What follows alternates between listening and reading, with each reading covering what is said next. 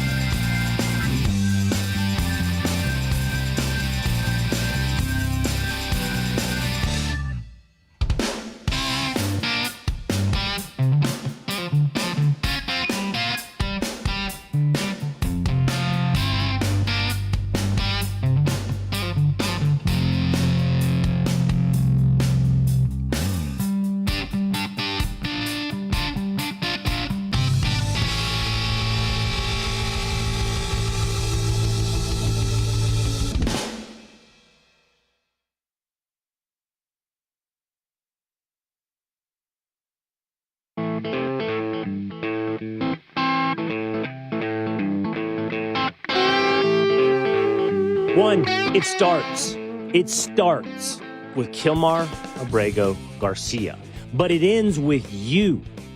You will be deported. Revisiting my debate with Democrat Congressman Maxwell Frost.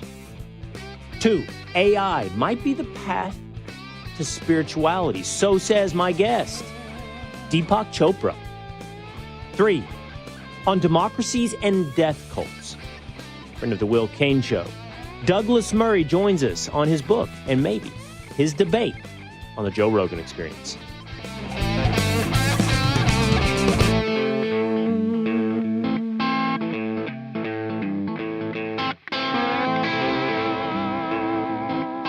It is the Will Cain Show, streaming live at foxnews.com, on the Fox News YouTube channel, and the Fox News Facebook page every Monday through Thursday at 12 o'clock Eastern Time.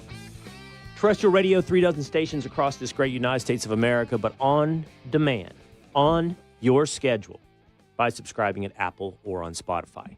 Remember to jump into the comment section on YouTube or Facebook. Join the conversation. Become a member of the militia.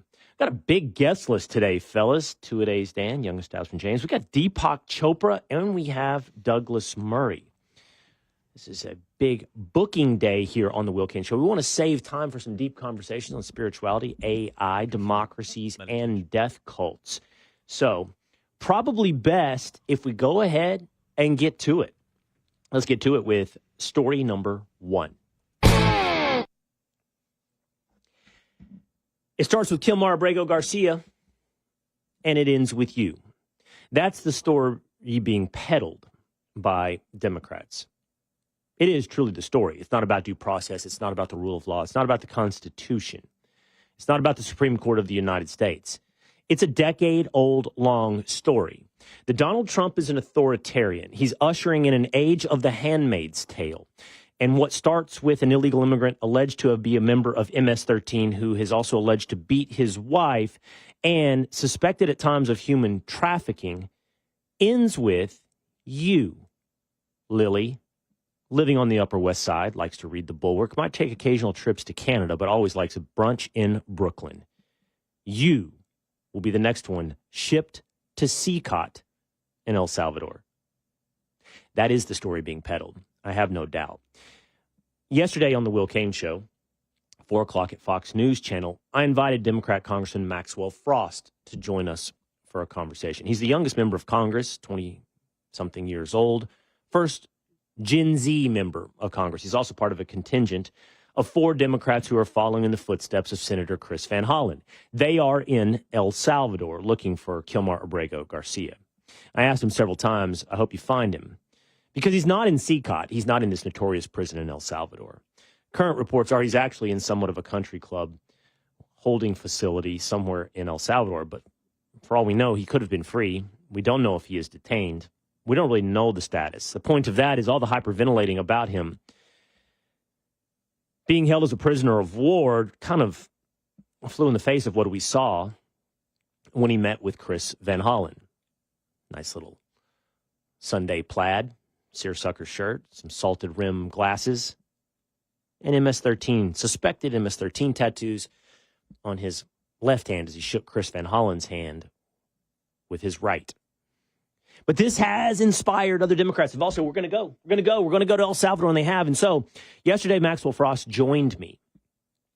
We had a good, I'd say, 10, 12-minute debate, conversation. I always think it's in good spirit, but it is spirited. It's the kind of thing you don't often see, quite honestly, in media. So it becomes great fodder for the repurposers, the clickbaiters, the betas to clip and move. There was a moment in our debate where Frost makes the argument. I mean, he has tweeted, he has put out that we are running an illegal kidnapping program, and it will soon include American citizens. He has basically been open about his fear-mongering that it is going to come down to you. In fact, I showed him that clip. But he didn't shy away from it. He leaned in, and in the interview, he said Donald Trump has said he will deport American citizens. He has said he wants to go for homegrown. I didn't know what he was referring to. And I am, by the way, very skeptical. I'm sorry, but I think it's earned skepticism. I think the left has spent a decade lying and losing, and the recipe for continuing that is to continue to lie and lose. Lose and lie, lie and lose. And specifically when it comes to repeating the words of Donald Trump. There's probably no greater instance in the last 20 years, on par with Saddam Hussein has weapons of mass destruction, than the very fine people hoax that undercut the credibility of anyone who hates Donald Trump and converted many people into all of a sudden listening to Donald Trump because you were told something that was not true. All you had to do was extend the clip. That's all you had to do. Extend the clip. I'm not talking about Nazis. I'm not talking about white supremacists. That burned up so much credibility that whenever it left, someone from the left, Democrat or commentator, repeats Donald Trump's words, it's to be taken with a great amount of skepticism. And it was when he said to me that yesterday in the show. So I asked him for a source. I asked him for the clip. This is how that moment went on the Will Cain Show. It's about the fact that in the Oval Office, Donald Trump brought up that he wants to do the same thing to quote unquote homegrowns. Homegrowns being U.S. citizens, a complete violation of our Constitution. I don't want to wait till it gets to that point. Before we move forward, I have to stop down with what you just said. Donald Trump's made a statement about wanting to deport American citizens. Do you have that in front of you? I've not seen that statement. Can you please quote where that comes from, that he would like to deport American citizens? He said it in the Oval Office. He said he wants to go for homegrowns next, people born and raised in the United States. Do you have anything? And then do you have anything besides your word on that? I have not seen that. So beyond your word, do you have the source of that? I would love to see that clip or that transcript of him saying he wants to deport American citizens. There is a clip online. I encourage people to just Google Donald Trump homegrown, deporting homegrown criminals. It is something he said in the Oval Office. He expands it there the second time around, homegrown criminals. But, you know, I really make no apologies for not knowing every single thing that comes from Donald Trump's mouth or every single thing that happens in one of the most active administrations in the history of the United States. But Maxwell Frost was right. Donald Trump did say something to that effect. Is it to reflect the story that he is peddling us? That the next thing after Kilmar Abrego Garcia is American citizens? Well, we did play it yesterday on the Will Cain Show. It took a minute to grab it. In the meantime, the internet does it, saying, Will Cain's such an idiot. How do you have a cable news show without knowing it? First of all, to reiterate once again, I give not 1 ounce of interest or credibility in the ecosystem of Clip World that only preserves your ability to receive applause from a like-minded audience. I think not only are you uninteresting, I think most of you were born without testes. And I mean that in the sense that I think you should have been. Not that you're female, but that you're somewhere existing in the nether region between male and female. And your little game of ecosystem, slam dunking and reaction, is not only uninteresting to me, it is incredibly beta. If I take a punch or I lose a point, so be it. Such is the world of having interesting conversations. I'm not out here to live in a glass house or survive every conversation with 100-1, 100-0 knockout. You can do that because you live in your padded brunch rooms. That's not for me. Frost was right. Trump said something like that. But if, like very fine people, we extend the clip, we see a little more context than you are next. It starts with Kilmar Abrego Garcia, and it goes to you, American citizen. Here is the clip referenced by Maxwell Frost from the Oval Office. They're great facilities, very strong facilities, and they don't play games. I'd like to go a step further. I mean, I said it to Pam. I don't know what the laws are. We always have to obey the laws, but we also have homegrown criminals that push people into subways, that hit elderly ladies on the back of the head with a baseball bat when they're not looking, that are absolute monsters. I'd like to include them in the group of people to get them out of the country, but you'll have to be looking at the laws on that, Steve, okay? You have to be looking at the laws. We always want to obey the law. 3 points to be made on this. The left consistently makes the mistake of taking Donald Trump literally but not seriously, when he should be taken seriously but not literally. The literal interpretation of Donald Trump allows him to continue on in this decades-long story that we're sliding into, The Handmaid's Tale. By the way, a show that I never saw but seemed to have great cultural impact on the left. Number 2, extend the clip like very fine people, and you hear him say, we have to obey the law. It is my suspicion and my belief, just short of my certainty, that it would not be within the law to deport an American criminal. It would not. And Donald Trump would not be able to ship even a criminal American citizen to a foreign prison. And if he did so, it would be something that I oppose. Number 3, you are not a criminal pushing young old ladies into a subway. You are not an alleged member of MS-13. And I walked Maxwell Frost in the greater debate, which I'm pretty happy with the nature of that conversation because I think it exposes the true motivations here. Walked him through that. 1, is Kilmar Abrego Garcia an American citizen? No. Is he alleged? 2, is he an alleged gang member? Well, he's, obfuscate back and forth. Allegations are not proof. 2 courts have adjudicated that there's enough evidence to determine that he is a gang member.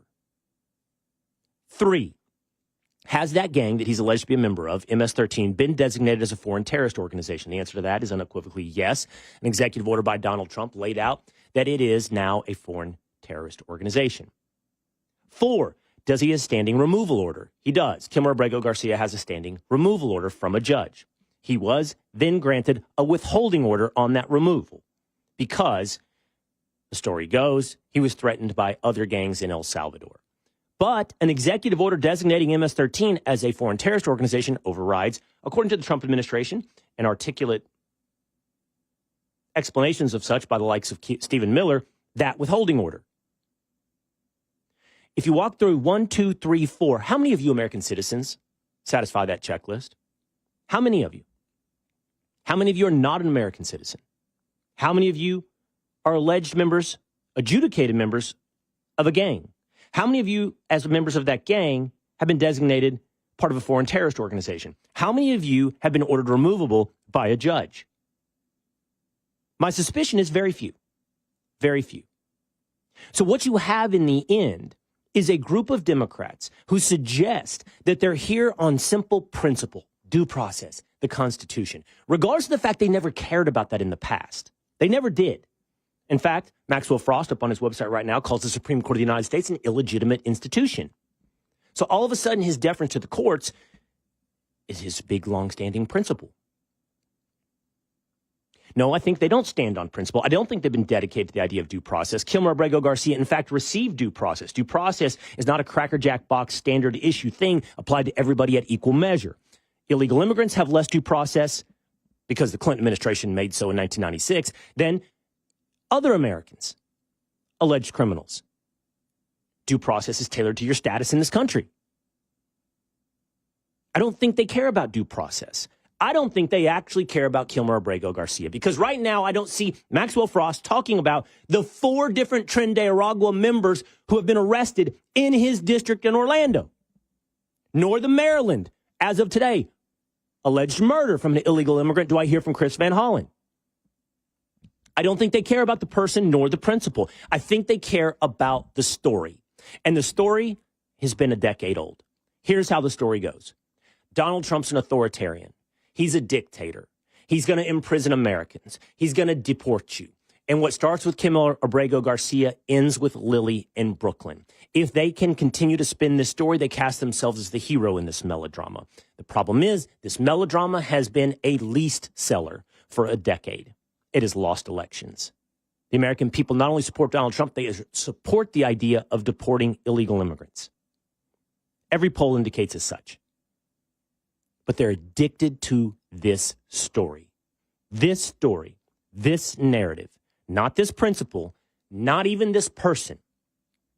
They are addicted to this melodrama. And if American citizens have to suffer by the continued presence of members of Tren de Aragua or MS-13, so be it, because they have a story, a villain, and cast themselves as the hero. Is AI the path to spirituality? We have a fascinating conversation coming up with the famous Deepak Chopra, next on The Will Cain Show.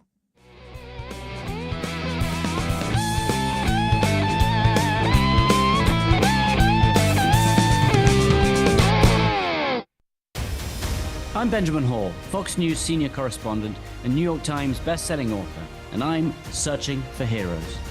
Every Monday, I'll speak with a few silent but noteworthy heroes, everyday people who illuminate stories of compassion and are true embodiments of heroism. Make sure you subscribe to my podcast, Searching for Heroes with Benjamin Hall, wherever you download podcasts, and please leave a rating and a review. Did you hear the news? Now you can. With instant updates from Fox News for Amazon Alexa. Breaking stories and top headlines, the economy, and so much more. Brought to you by Fox News, America's #1 cable news network. Plus, setup couldn't be easier because everything's ready to go in the app. Just say, Alexa, play news from Fox. In Fox News. It's the latest when you need it, on demand, from Fox News and Amazon Alexa. Kudlow on Fox Business is now on the go for podcast fans. Download the Kudlow Show podcast every weekday at foxbusinesspodcasts.com. Kudlow covers the latest headlines and business trends with an emphasis on the financial impact facing households and businesses across the country. Listen to interviews with key business newsmakers. The Kudlow podcast will be available on the go after the show every weekday at foxbusinesspodcasts.com or wherever you download your favorite podcasts.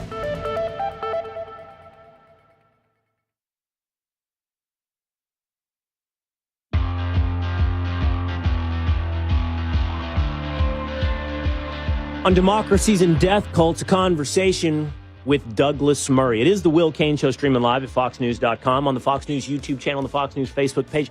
Hit subscribe at Apple or Spotify. Jump into the comments. I know many of you already have. On that conversation we had yesterday on the Will Cain Show with Maxwell Frost, Congressman, Democrat from Florida. We will continue to have conversations with people that disagree with us because I believe there's value. Not in the Hegelian dialect of wins and losses. There will be that. We won't avoid that when there's confrontation. But there's value in the conversation. Like this last moment of what I firmly believe in the end as I laid out to Maxwell Frost. Watch. From this vantage point, respectfully, if you haven't always been dedicated to these principles, if you in fact have called the Supreme Court of the United States illegitimate very recently, and if you can acknowledge that Abrego Garcia is not your average American citizen, and his circumstances are not anyone watching that is ready to be deported from the United States, from this vantage point, respectfully, it appears as though your trip to El Salvador is less about principle and even less about Abrego Garcia and more about grandstanding and fear-mongering American citizens in a continuing narrative that casts yourself as a hero in this melodrama and the villain as Donald Trump. That was yesterday. Today, I believe we'll be joined again by Democrats to talk about various issues and have these conversations on the Will Cain Show. But joining us now is renowned thinker, spiritual guide, Deepak Chopra. He has a new book out called Digital Dharma, How AI Can Actually Help Us on Our Path to Spirituality. Deepak, great to see you. Thanks for being on the Will Cain Show. Thank you for having me. Deepak, I don't know if you know this, but we have appeared before together on a couple of occasions. Most notably, for what it's worth, in my mind, I'm going to take you back roughly 13 years ago. So 13 years ago, I'm a contributor at CNN. Piers Morgan hosts a show I'm friends with Piers Morgan to this day, and I will forever hold it against him and have told him this, on gun control and guns in America, okay?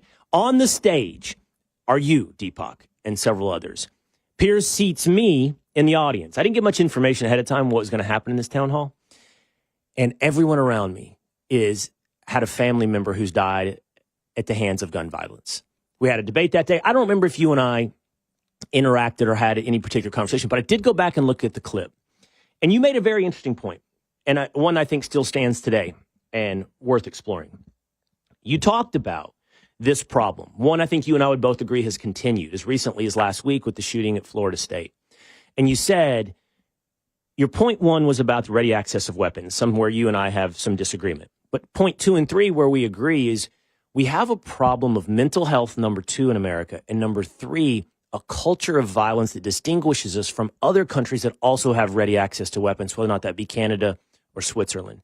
And that culture of violence and mental health has continued. I firmly believe, Deepak, when we look at these awful things that happen in society, there's something spiritually, morality, human purpose that has been lost, specifically for young men. And I think that is where we have to deeply explore. I'm curious here. Now, 13 years later, I see you again. What do you think about that culture of violence, that mental health issue in America?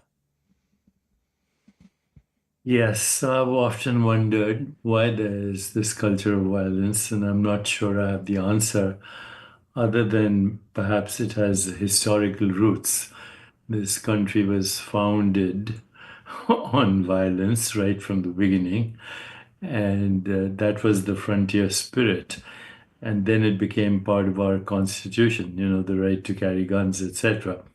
So, of course, now there's a lot of debate about this, but I will agree with you that the mental health crisis and the culture of violence have a context that could go deep into the history of trauma. So when you are traumatized, it doesn't matter how you're traumatized, especially in childhood.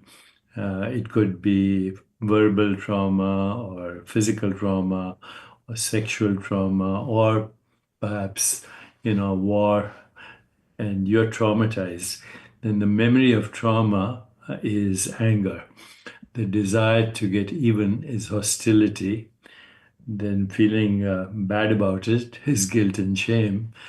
And then the depletion of energy that happens with all of the above is what we call depression, which is the number one pandemic right now globally, but particularly in America right now. Suicide has now become the second most common cause of death, especially among teens, even amongst adults, older adults. And a lot of it has to do with the fear, not belonging, sense of isolation. But ultimately, as you trace it back, it's trauma. And, even trauma to your parents or before that. And now we know there's an epigenetic basis of that. Epigenetic means your genes get triggered. History of trauma, even though you directly didn't experience trauma, maybe it was your parents. So this has come up in an odd number of occasions very recently in conversations that I've been having, this concept of trauma. I want to start also with something that I agree with that you said. The United States was born of rebellion, pushed forward on the frontiers through violence, and it is no doubt that it at some level is part of the American experience. But, and as you acknowledge, something has happened. I don't know the time frame that we should put on this, perhaps over the last 30 years, where we have these things that didn't seem to exist prior. And I don't want to exclusively put this, and I'm going to talk about AI with you in just one moment, but I want to exclusively put this on the mass shooting thing. But it's just, I think that's one manifestation of something you're talking about, which is much more prevalent. And I do see it mostly in young men, because I think even the suicide stat that you talk about, not exclusively, but seems to be affecting young men. And I keep hearing about this, Deepak. I keep hearing about trauma. And I have to be honest with you, that's a word that I kind of recoil from a little bit because it's become so generalized. What is trauma? It could be anything, right? But I've been having conversations about ADHD. I've been having conversations about autism with people recently. And really interesting how often they bring up adverse childhood experiences, ACEs, trauma, and the way it affects people in a whole range of ways. And so what I'd ask you is, like, how do we walk that line of understanding that? But I do think the concept of trauma has been so, what is the word I'm looking for? Not generalized, but loosened. And you could argue to me that it should be. But all of these traumas, all of a sudden, like, people didn't have trauma 100 years ago. Of course they had trauma then. So what is happening so traumatically to children today? I think it's, again, can't be very simple there's no simplistic answer to this other than the fact that, the United States is built also on what we call maximum cultural and ethnic diversity. And when people see other people who are not like them, it instills fear. There's also memory of, we mentioned trauma, but what is trauma? It's recycling as fear. It's recycling as psychological, emotional, physical threat, which raises cortisol levels, adrenaline levels, inflammation in the body, and then it recycles. So the solution is, and of course now we have modern capacities. We have capacities that we didn't have in, say, medieval times. It's not just guns. It's, on a massive scale that expands to things like nuclear weapons and cyberbullying and all kinds of other means to inflict hurt on each other. So the first thing is actually to have empathy for people who are seemingly violent, but actually their deeper roots are in the fact that they're stressed about being hurt. So empathy means we have to begin to feel what they feel. If children automatically have empathy. If you hurt a child, if a child watches, say you hurt your dog or your pet, it starts to cry because a child viscerally feels what others feel. And that visceral feeling of somebody else's suffering is called empathy. And empathy naturally leads to compassion, which naturally leads to kindness, which naturally leads to love, and which naturally leads to the desire to help. So I think the solution, long-term solution, is start with understanding the complexity of the situation and then see what empathy, compassion, and love in action can do. And you don't have to be very complicated about that.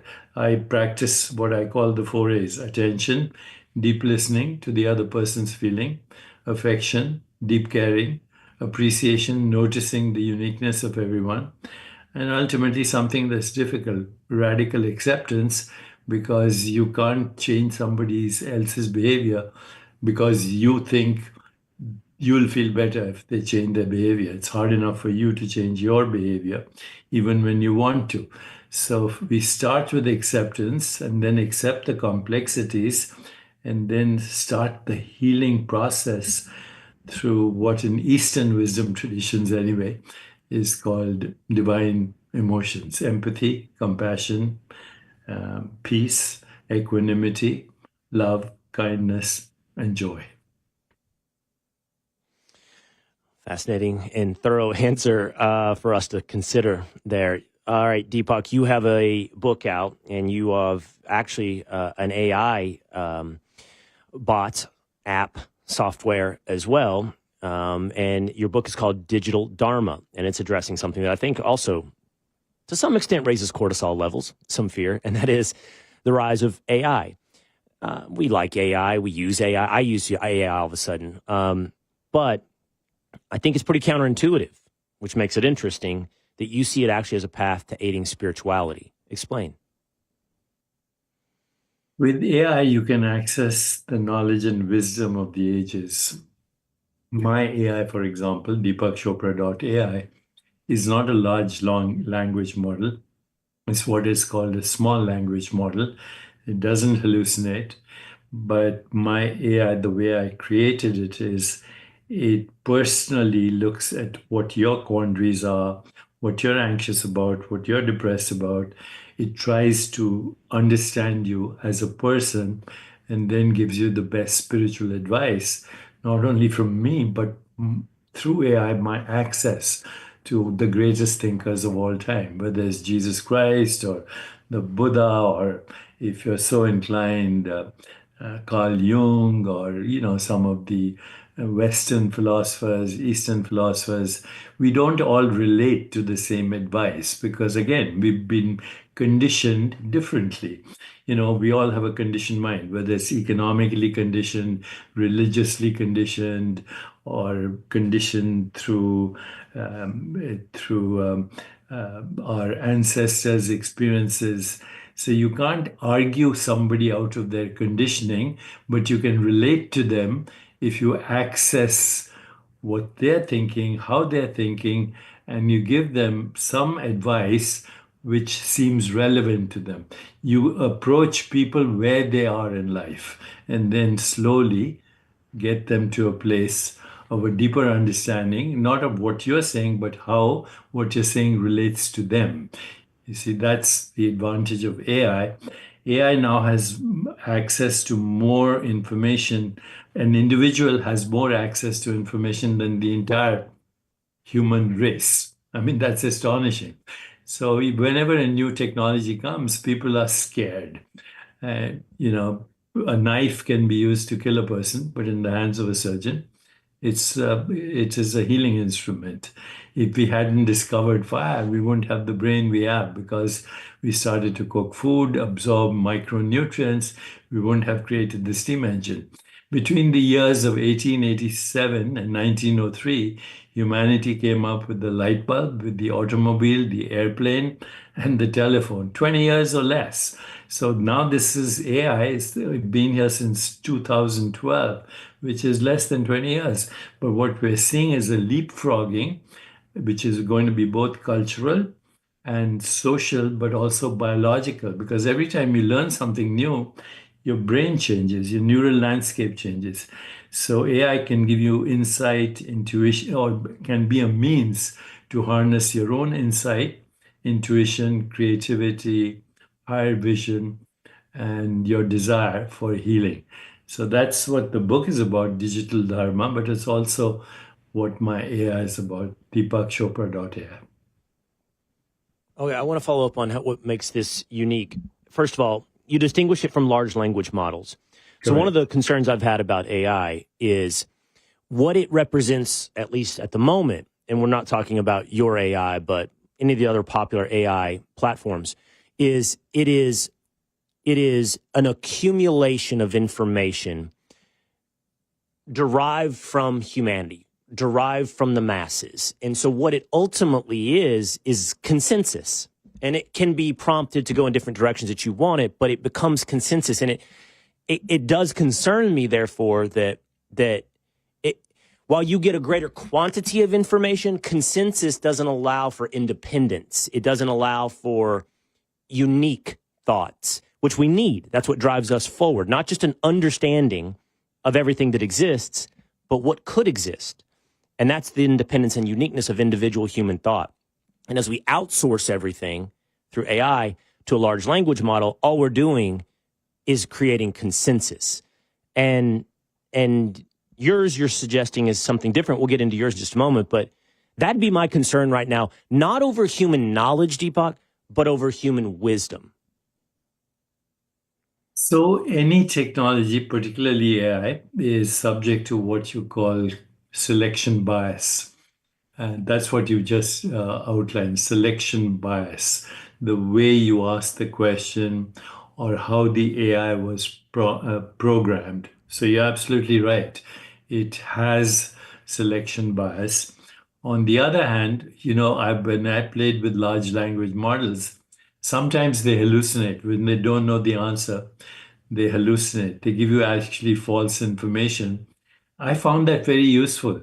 the hallucination gave me creative ideas I hadn't thought of. I said, oh, I haven't thought of that, even though it's a hallucination. No, what can I get out of this hallucination? So there's always something that you can question. And you're right, ultimate creativity, independence comes from breaking the algorithm. And that's why I didn't use the large language model in my case, a small language model. I have selected the material. Actually, well, the question you asked me, you can try it now or after the program. Ask my AI the same question and see what you get. And, the response you'll get will not be confrontational. It will allow you to come to a conclusion through self-reflection, through contemplation, through mindfulness, through meditation, etc.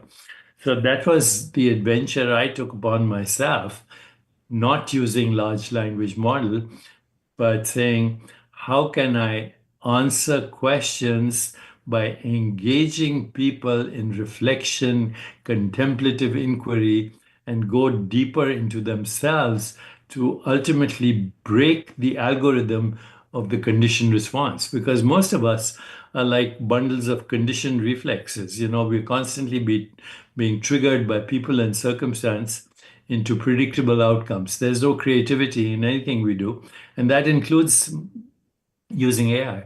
In AI, the whole secret is what I call the art of the prompt, which you hinted at. How do you ask the question? Right. The art of the prompt might be the new place for human capital, for jobs, for all the worry we have about what it will take away. That might be a need. How do we interact with AI? Oh, so I want to now see if I can fully understand Deepak Chopra AI. So small language model. What I understand what you've done is essentially it's like an edited version of artificial intelligence. Instead of casting the ultimate wide net into the mob, into the masses of information, you have self-selected the wisdom of people that you respect. You named several, yourself, Jesus Christ, Buddha. I don't know if you know this, but we had a mutual friend.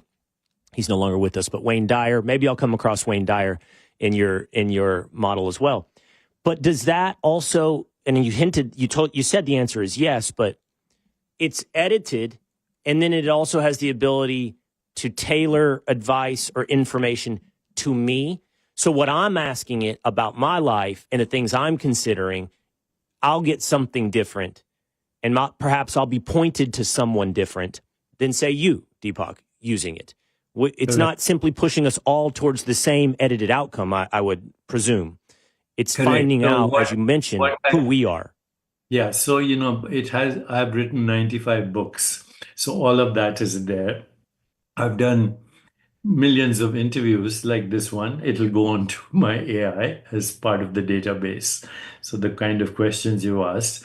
And then I've selected, all the people throughout history that I've admired and that I think will engage you in reflection. So the answer you'll get from my AI will be more personalized, and it will actually engage you in a kind of a reflection. You can have a conversation with it. You can disagree with it, etc., etc.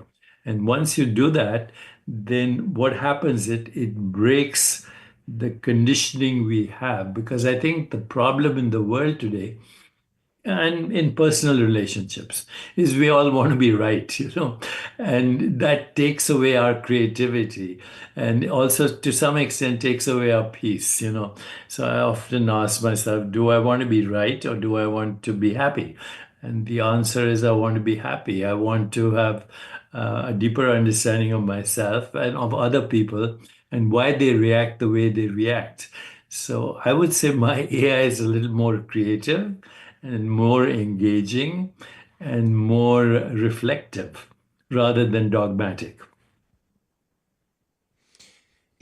And back to the counterintuitive nature of us as a society, and there's a mix of excitement and concern and fear when it comes to this rise of technology. You make a great point about the advents of the 20th century, but that what we leave behind as we become, I don't know, it feels, Deepak, like almost less human, as we become more automated, more outsourced, even more knowledgeable, is that we lose what makes us human. And your whole premise here today is that this technology can actually aid in that as well, connecting us to spirituality and humanity. Well, I've thought a lot about what makes human different from other animals and other species.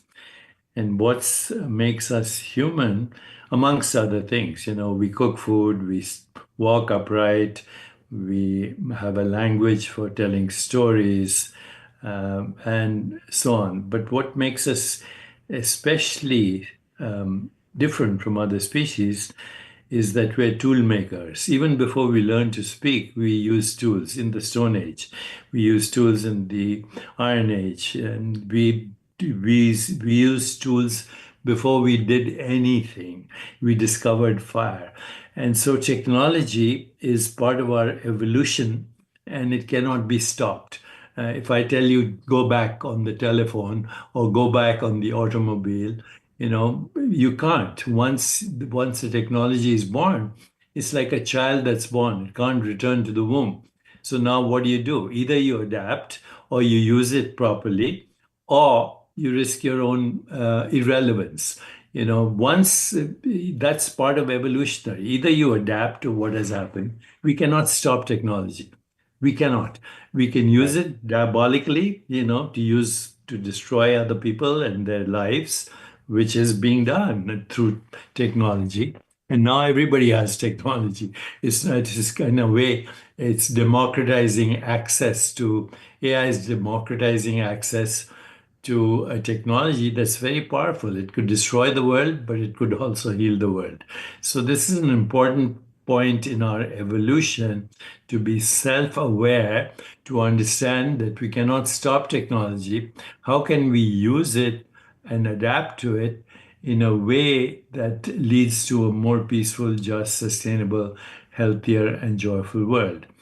And I believe we can do that now when the technology is expanded. When I came to this country, 1970, probably before you were born, I hadn't seen a television set.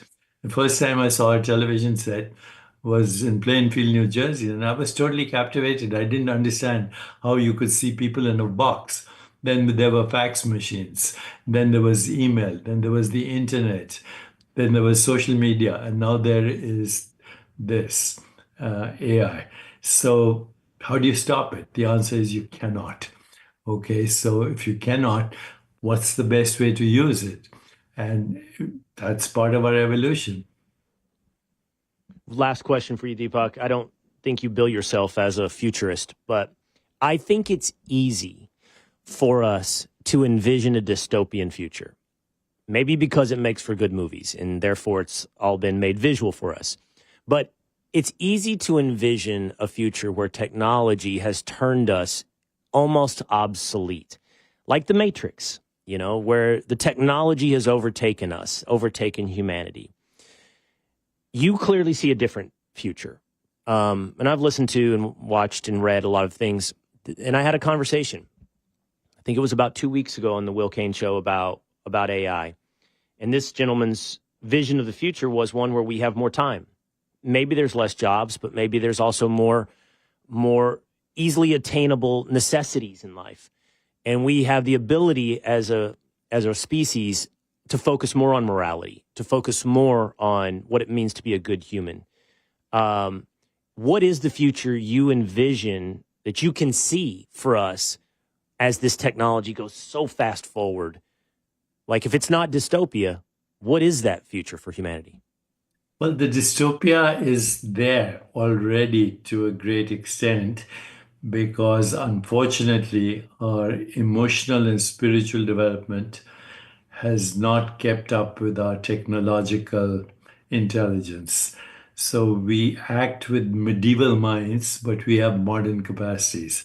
And that's a very dangerous situation, when your mind is still tribal and medieval and ethnocentric and racist and all the things that, we needed to survive as a tribe. But that mind and modern capacities certainly can lead to dystopia. But then, when I was a child, I would listen to my parents. They would speak the same language. They'd say, now we have nuclear weapons. They would talk about the Holocaust. And my grandparents would talk about the First World War. And they would talk about the Great Depression. So you see, actually, everything recycles. And then slowly it evolves. Slowly. It recycles, evolves. So right now the technology is so powerful that the recycling has to diminish and the evolution has to expand, because I believe that there's no problem in the world that our collective intelligence cannot solve creatively. No problem, whether it's poverty, whether it's conflict, whether it's lack of self-esteem, or it's health.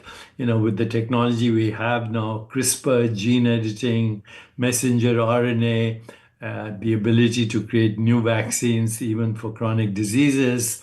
And then the other part of the technology, the ability to activate our genes through various innovations, including AI. The future could be utopian instead of dystopian. But we have to expand conversations like this, because otherwise we just recycle the old stuff. All right. Digital Dharma is his book. DeepakChopra.ai is his AI platform we've talked about here today, and it's a fascinating conversation. And I appreciate the time. It's good to talk to you, Deepak. Thank you. Well, thank you. Take care, and all the best to you. All the best. Here goes Deepak Chopra here on the Will Cain Show. Don't go anywhere, because we're not done. We got another big interview on democracies and death cults with the man of the moment, Douglas Murray, coming up on the Will Cain Show.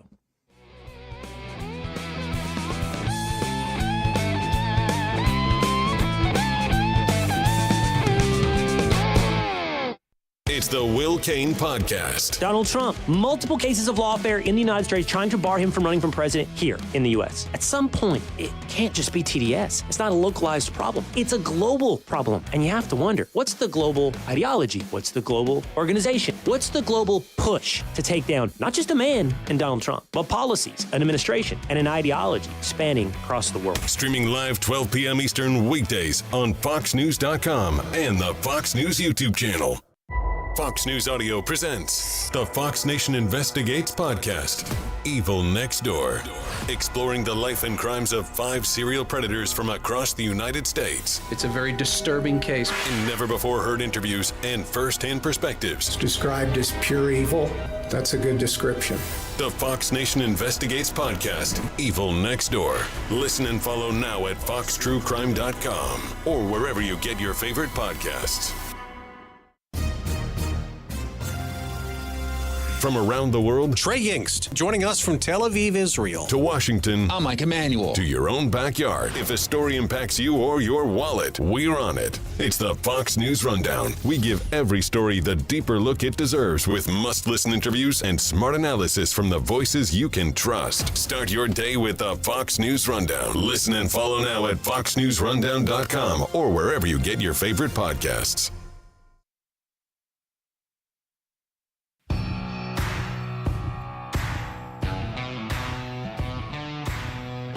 Fresh off his viral debate on the Joe Rogan Experience, and with the publishing of a brand new book on democracies and death cults, Douglas Murray, here on the Will Cain Show, streaming live at foxnews.com, on the Fox News YouTube channel and the Fox News Facebook page. Hit subscribe at Apple or on Spotify.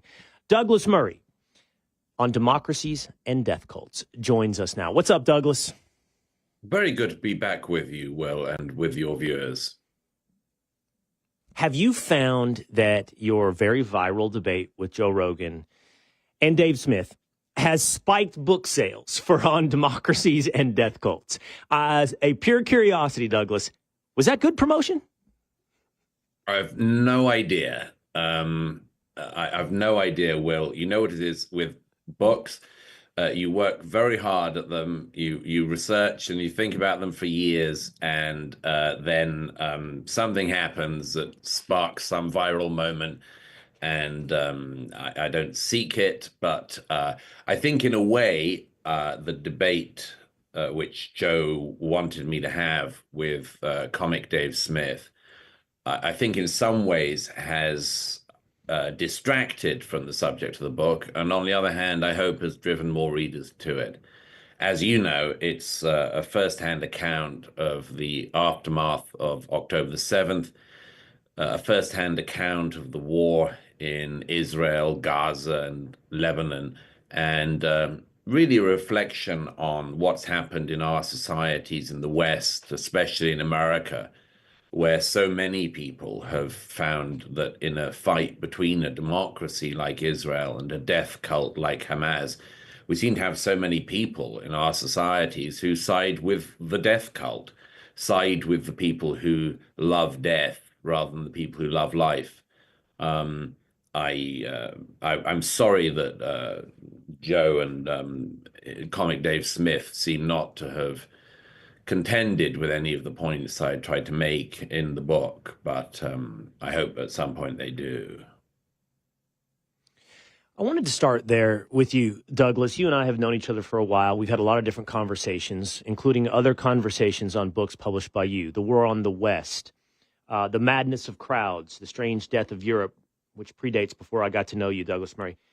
One of the things that I've known that you care a great amount about is the preservation of Western civilization. Yes. That's a passion that I would say that we share. You also, perhaps to a much greater extent than I, seem to care about things that happen on the surface very far from home, whether or not that be Israel or Ukraine. And I just want to ask you why. It clearly animates you, and you and I have had some conversations, and you've done a lot of it on your own and on other platforms, talking about not just Israel, but Ukraine as well. And you and I have had the conversation. I think Dave Smith, in parts of your 3-hour debate, went in this direction with you, but my animation, Douglas, is maybe somewhat tribal. You know, it's like America. This is where I'm from, and acknowledging that you're from the UK, but we're both part of Western civilization. Why did these things like Ukraine or Israel animate you so much, Douglas? Well, it's my belief that America is exceptionally lucky as a country. We're very lucky in America. There's been no land invasion. It's unlikely that there's going to be a land invasion. Mark for a moment the 4 years of massive illegal migration from the southern border, but an organized land invasion of America is quite hard for most Americans and for most Westerners to imagine. But that makes us lucky, and not all countries are lucky enough to have Canada to the north, which for the time being, at any rate, remains a relatively friendly power. Not every country has that. Most countries in the world, most histories are a history of invasion, war, fighting, and fighting for your survival. America has several times in its history, most obviously in the 1940s, actually fought a civilizational conflict.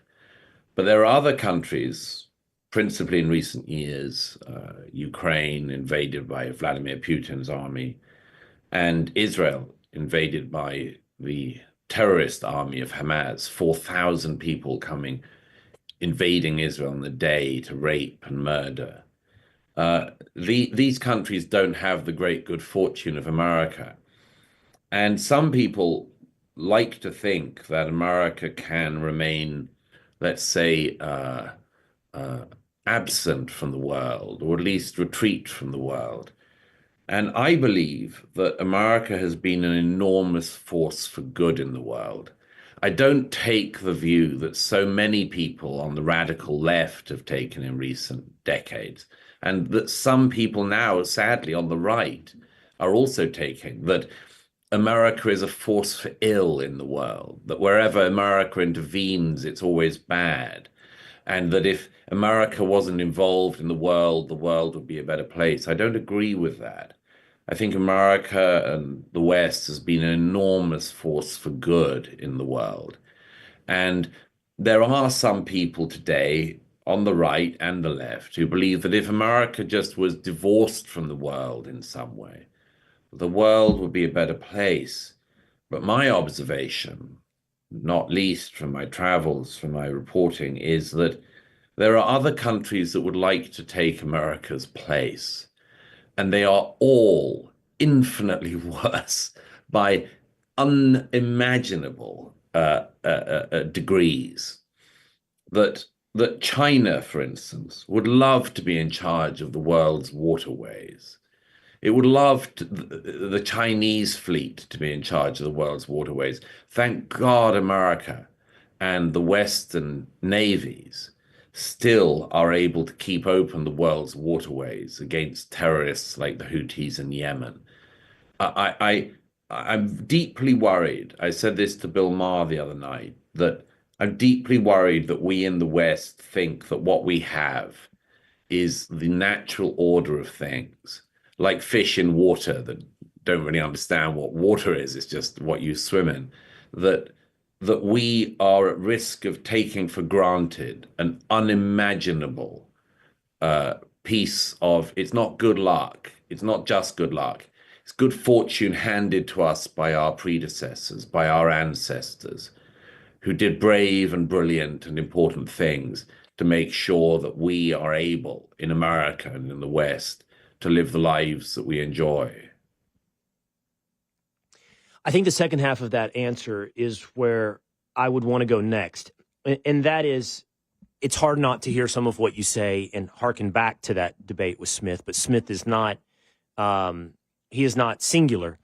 So I am kind of uninterested in the debate of whether or not America is a force for good or a force for evil in this moment. I'm uninterested in that. For me, when I ask you about why these things animate you, Ukraine or Israel, it's not in pursuit of some moral comparison of the United States' weight on the world stage or compared to others. And it's certainly not, which I think is reductionist and easy to dismiss concerns as isolationist. That's an extreme on one end of a pole that I think is a distraction. But rather not whether or not these causes can be explained to any tribe. But in this situation, we're talking about the tribe of America as serving in its own interest. So We'll stick with Ukraine on this one. It's always been hard for me. I'm being upfront with you and the audience. You know, I don't want to hear about whether or not Vladimir Putin is bad or Zelensky is good or vice versa. That's not germane to me to the real conversation of you're asking for an investment of some type from America. Why does it serve America's interest? In the case of Ukraine, it's obviously much more an issue of European interests. Obviously, the NATO powers in Europe are deeply fearful of Vladimir Putin's desire to basically reconstruct the Soviet empire. And so, yes, it's far away for America, and that's understandable. And I've always urged for decades now that European partners should be paying not just their way, but more than their way, because this is Europe's neighborhood. It's Europe that is at threat, Eastern Europe in particular. So obviously they should be the ones who are most concerned about this. But, you know, America needs allies in the world. It deserves allies. It requires allies. And those allies are principally to be found, although, as I say, they've massively underpaid their way, are principally to be found in Europe and the rest of the Anglosphere. In the case of Israel, I think it's more, there's a greater proximity to the case here at home in America. And let me just explain quickly why. You'll notice, and your listeners will have noticed, that in the last 18 months since Hamas's massacre of the 7th of October, we've had a lot of disturbance in America and in other Western countries. We've had a lot of disturbances on campuses, but also in the streets. Places like Grand Central Station in New York shut down the other week by a pro-Hamas mob of Americans. I've got a rule which I think people can recognize, which is notice what these groups, these anti-Israel groups, call for. Notice that they fly the flags of the PLO, of Hamas, of Hezbollah. They never fly an American flag.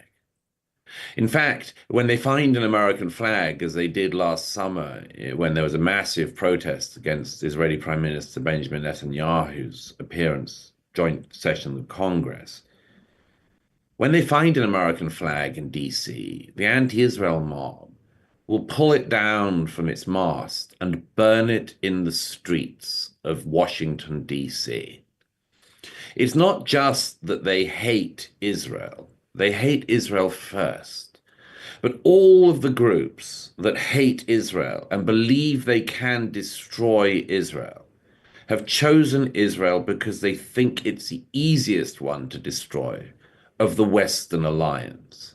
I think they're right and wrong on that, in that they're right because they're choosing a country of 9 million people instead of a country of more than 300 million people. And they're also wrong in it because they are not contending with the fierce desire of the people of Israel to survive.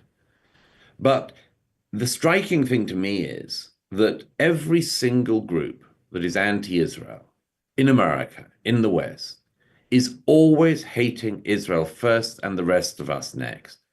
The Columbia student group that is so endlessly in the news because of all the free speech advocates who've decided that it's perfectly fine to chase Jewish students across campus and call for their murder in New York, for instance. The Columbia students group that's become such a litmus test of free speech in this country calls in its statements for, quote, the complete destruction of Western civilization.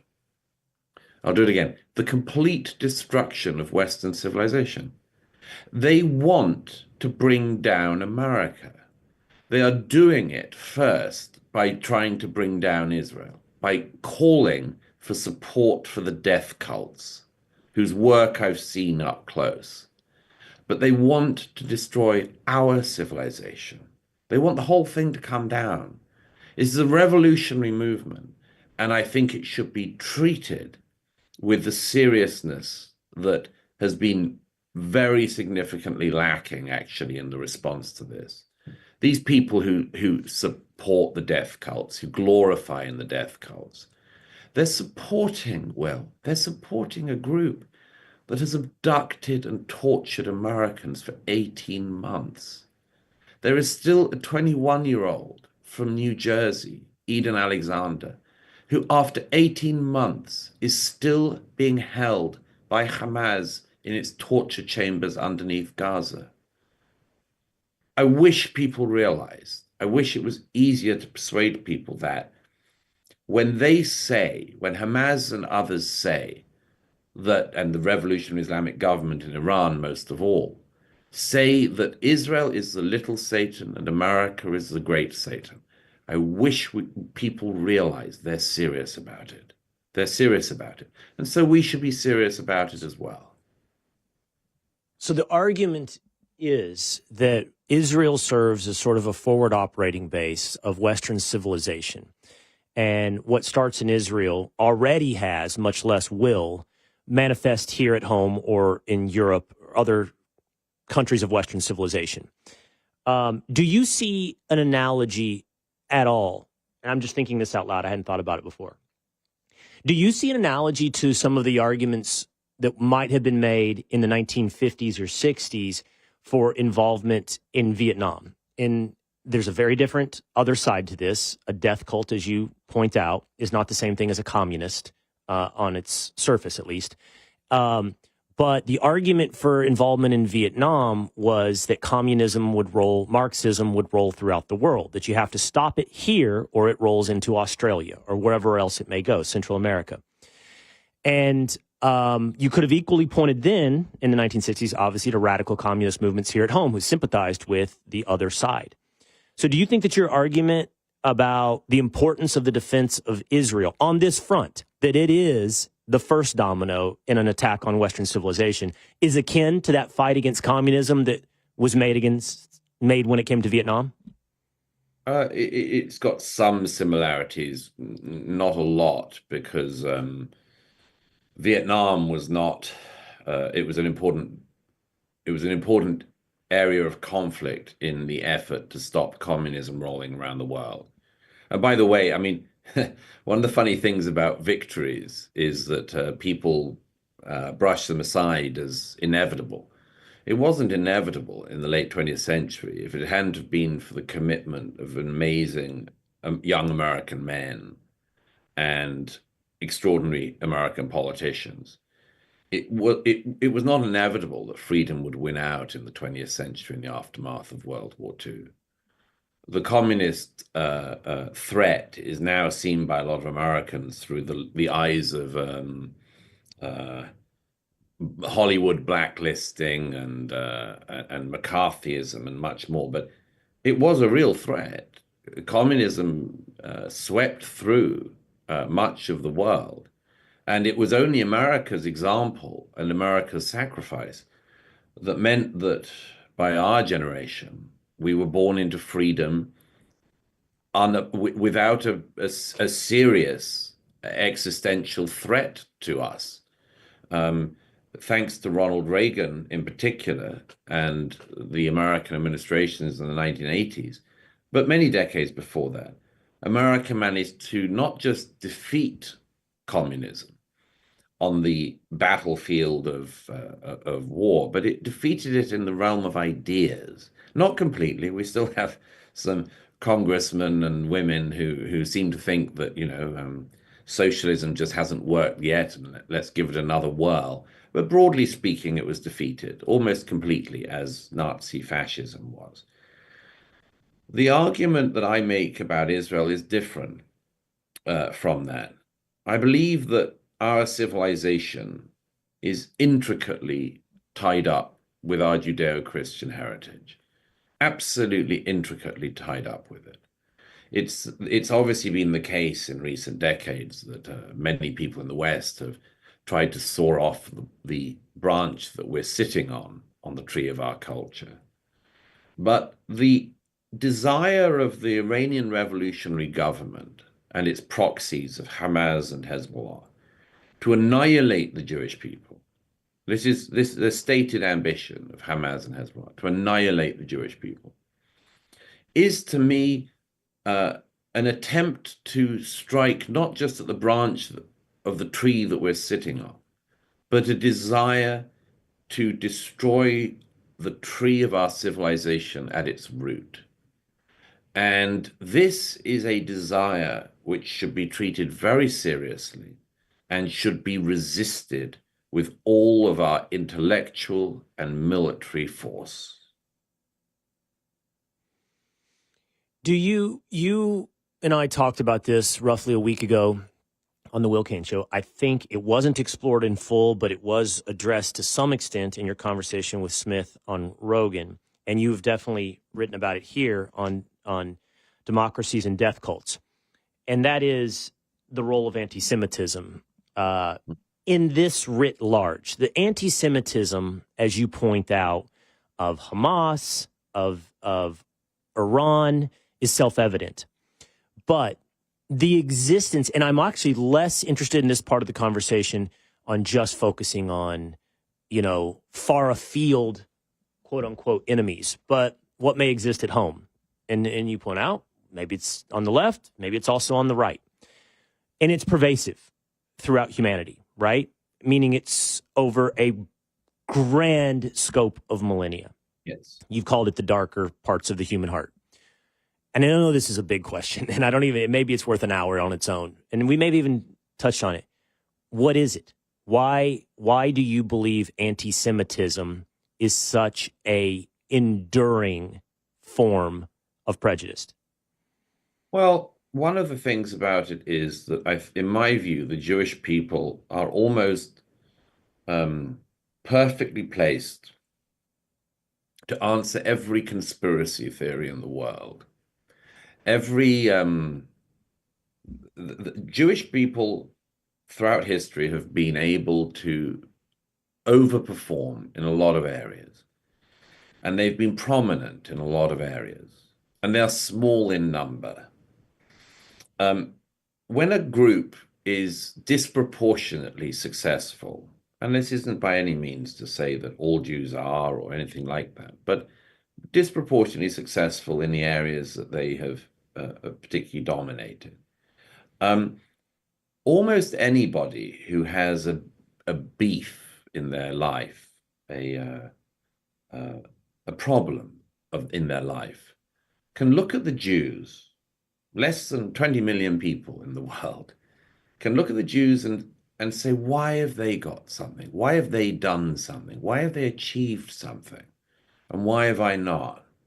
It's almost perfectly placed as a minority to act as the mirror and a scold to everybody else who has not succeeded in their life or as a country. There are different types of anti-Semitism. There has been historically a type of Christian anti-Semitism. There is left-wing anti-Semitism, right-wing anti-Semitism. And there is Islamic anti-Semitism, which is the one that almost nobody dares to talk about, but which I address in this book. Islamic anti-Semitism, among other things, comes from the fact that the Jewish people were among the first to say to Muhammad, to his face, that they didn't want Islam. They already had their book. They already had their prophets. And this made a very, very big problem, a theological problem from the origins of Islam with the Jewish people. Today, much of that is still resonant, and it's a sore at the heart of many Muslims, because they can't bear the fact that there's this one tiny Jewish state that's so successful in a region where state after state run by Muslim governments is either incredibly corrupt, incredibly oligarchical, or a complete catastrophe. And my view is that, and I say this in the book, that one of the interesting things about anti-Semitism is it tells you nothing about the Jews, but it tells you everything about the person who suffers from it. Look at the things that people accuse the Jews of. And as I say in the book, I can tell you what you're guilty of. Look at the Iranian revolutionary government that accuses the Jewish state of being a colonialist. And the mullahs have spent all the decades since 1979 colonizing the Middle East. Look at the accusations of President Erdogan in Turkey, who says that Israel, the Jewish state, is an occupying power. This is President Erdogan, who, of course, oversees a government that is still occupying the north of Cyprus and has been for 50 years. But this works in every way. And the one that I think people need to be aware of in the United States of America is this.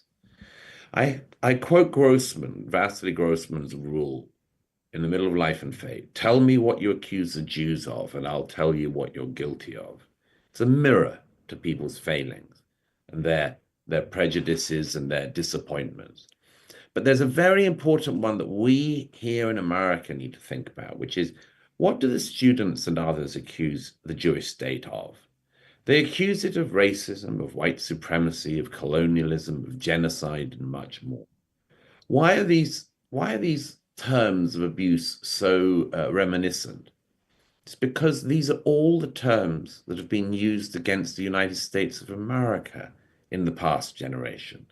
We in America have got young people who believe that America is guilty of genocide, that America is white supremacist, that America is colonialist, and that America is all of these terrible things. All of the young people and others protesting, whether it's at Union Station, Times Square, Columbia, or elsewhere, are accusing the Jews of things that they themselves have been told that they are guilty of. What we're seeing in the modern anti-Semitism is a form of psychological projection on a grand scale. Tell me what you accuse the Jews of. I'll tell you what you were taught that you're guilty of. All right, last thing I want to talk about with you, Douglas, and it's the meta debate. It's interesting. Like, I think in your 3 hours on Rogan, like this was the crux of your debate. It was less about the substance, as you point out, on democracies and death cults. It was less about the issues at hand. And it was more about this concept of expertise. And that's, of course, what's gone viral since. And since then, I've seen you talk about this. And I think you make a very, very good analogy and point when you talk about, Joe wouldn't have anybody on to discuss MMA. He would turn to people that he knows they know what they're talking about. And I think it's a great analogy.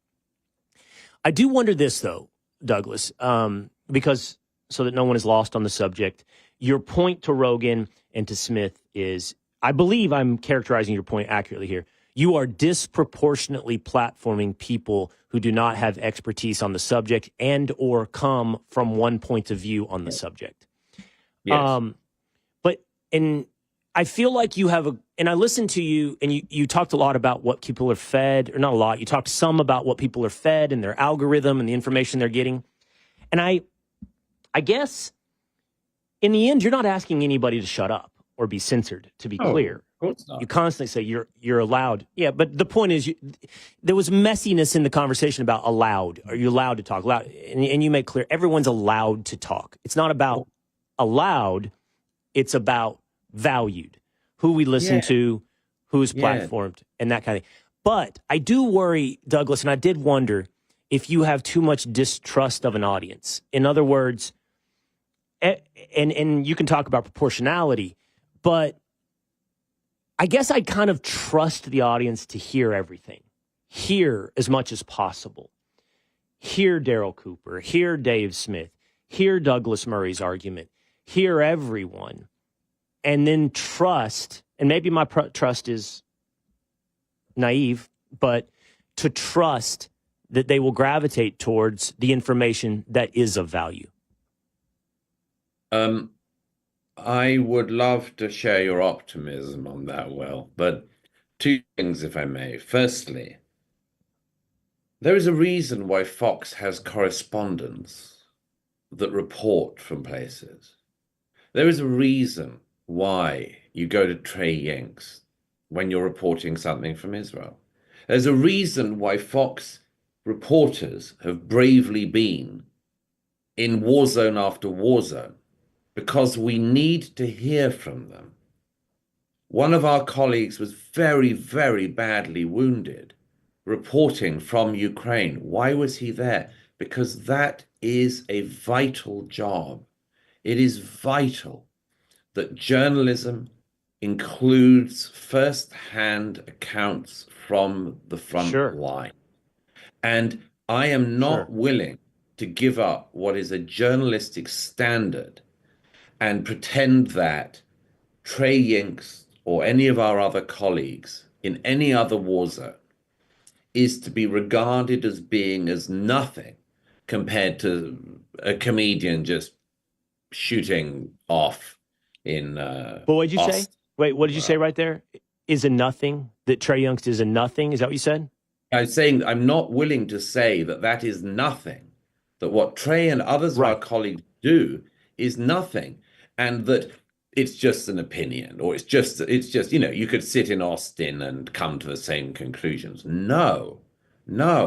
There are journalistic standards, and I know that journalism has let itself down in a big way in recent decades, and I know that we have biased journalism and much more, but that does not mean that frontline reporting of the kind that our colleagues and I do is simply to be regarded as akin to anyone else sitting reading Wikipedia at home.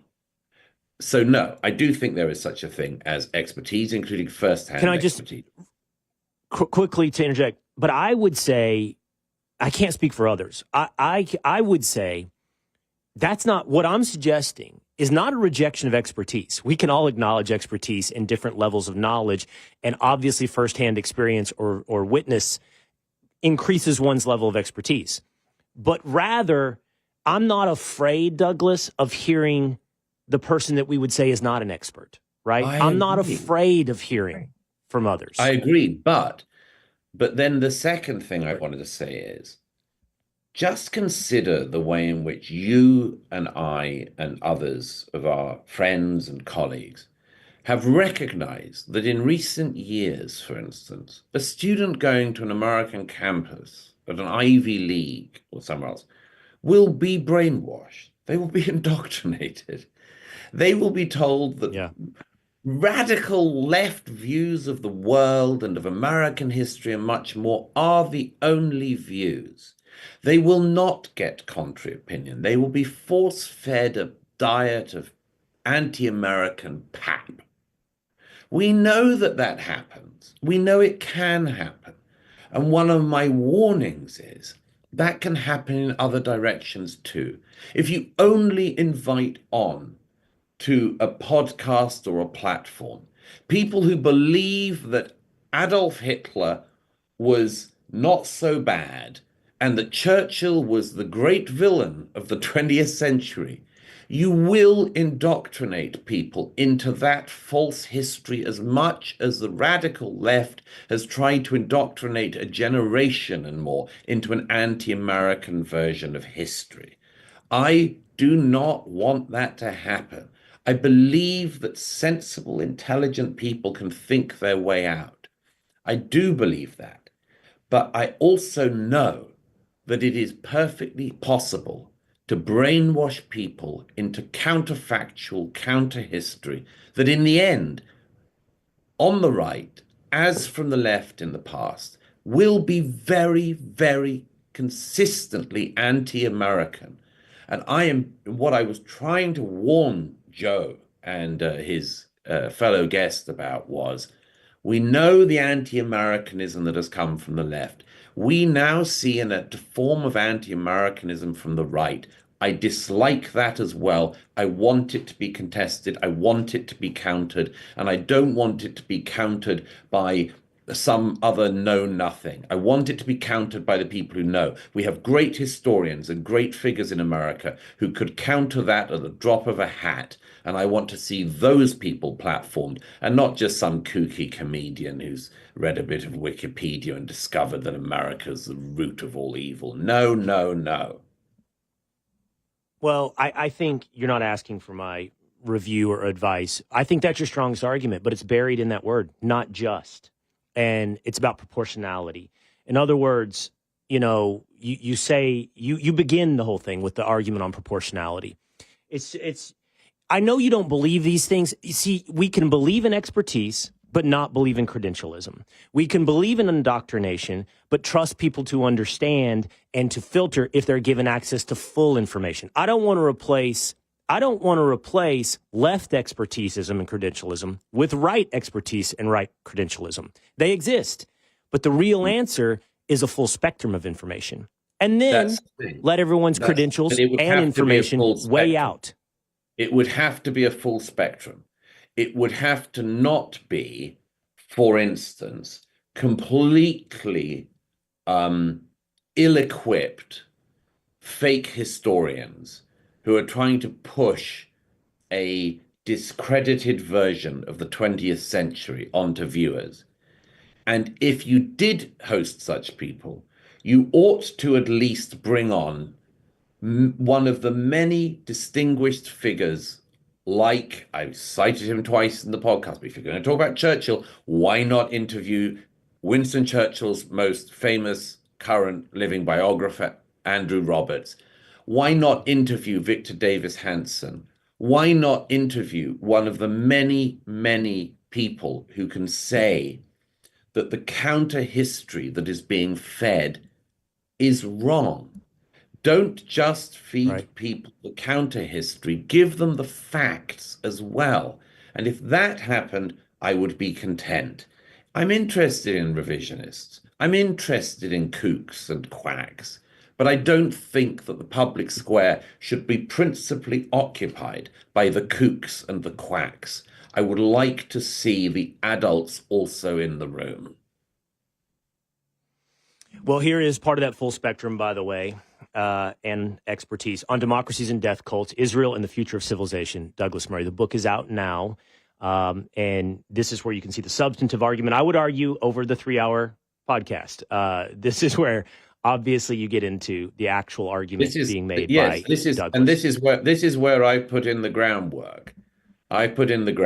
Yes. Been in all these places. I've seen all these things. This is firsthand. This is journalism. This is testimony. And I stand by everything I write, everything I've done, because I think it matters. And for me, none of it is a game. It's not about some debate. It's about some of the most important issues of our time.